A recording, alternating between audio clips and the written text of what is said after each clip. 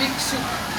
पाठ का नाम क्या है? भिक्षुक। पुस्तक संख्या 23 23 पेज दिए मम्मा। भिक्षुक फेमस कविता। भिक्षुक అంటే అడుక్కునేవాడు, भिक्षुक అంటే अడుక్కునేవాడు। सूर्यकांत त्रिपाठी निराला।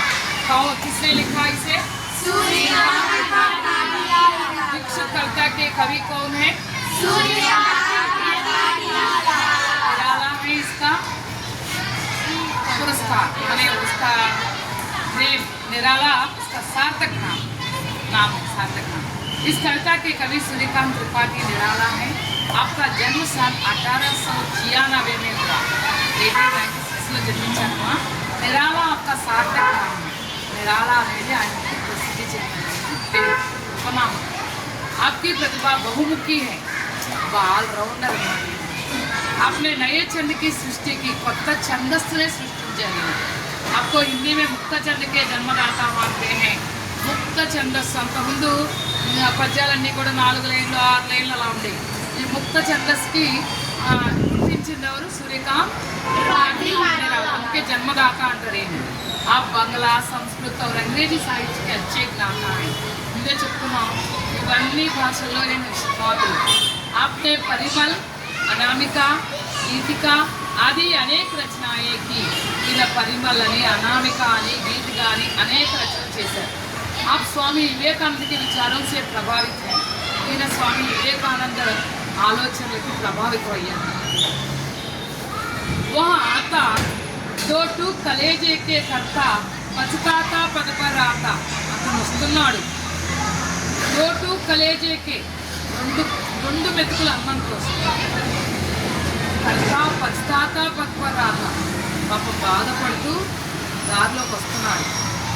पेट पीठ दोनों मिलकर रहे एक। అతనికి ఈపు పొట్ట రెండు కలిసిపోయి ఒకటి అయిపోయింది। అంటే ఎట్లా అర్థమైందా?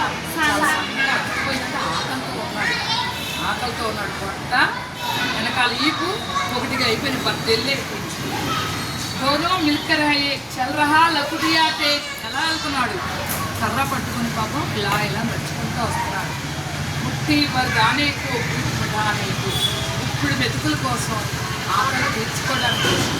ముహ్ ఫటీ పురాణి జోలీకో ఫైలాతా।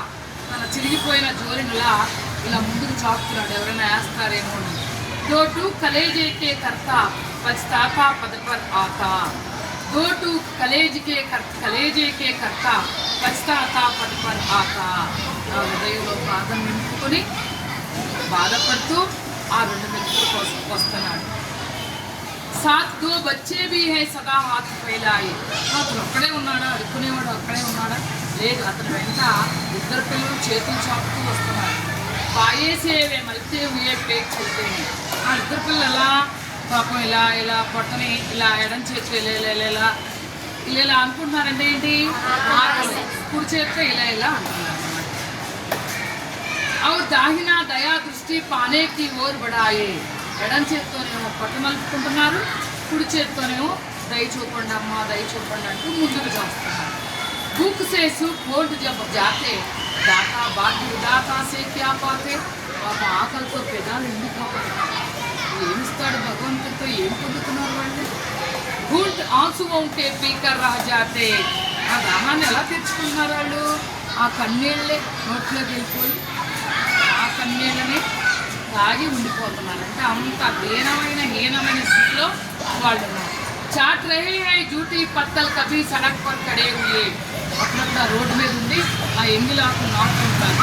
అంటే ఫంక్షన్లకు అయిపోయిన ఇస్త్రాకులు పడేస్తారు కదా, అందులో స్వీట్లు వెతుక్కుంటూ తింటున్నారు।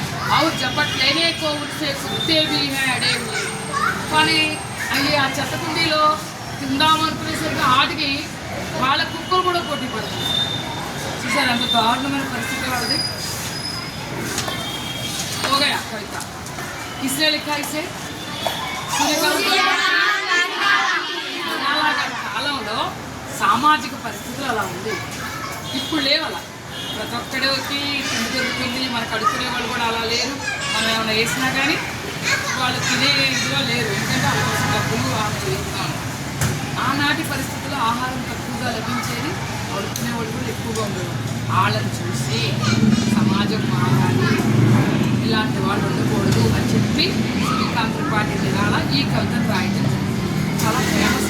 समझ में आया बच्चों? अच्छा बच्चों, धन्यवाद।